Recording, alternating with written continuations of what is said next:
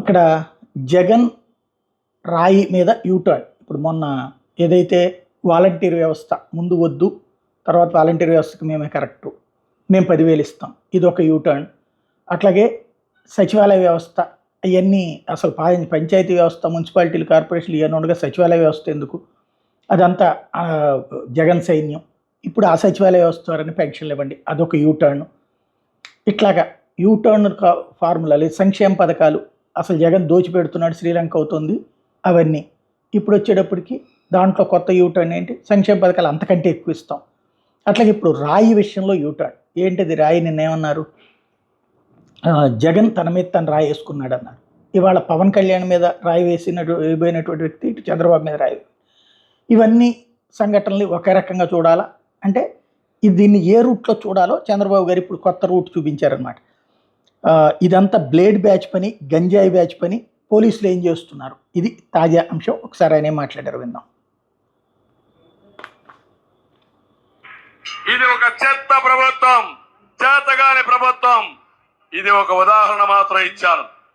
ఇక్కడ రాళ్ళు వేశారు వల్ల చూసారా, వస్తా దానికి కూడా వస్తారే, మిమ్మల్ని వదిలిపెట్టరు ప్రజలు, తరిమి కొడతారు రేపటి నుంచి మిమ్మల్ని అందరినీ.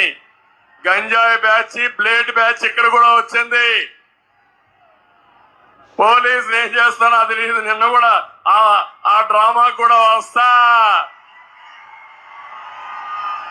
విజయవాడలో జరిగిన డ్రామా కూడా వస్తాం.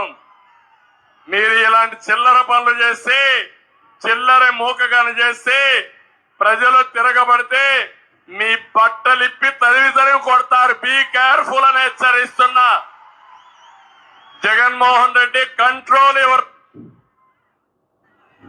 ఈ జే గ్యాంగ్ ఒకటి ఉంది, వాళ్ళకు దొరికాడా?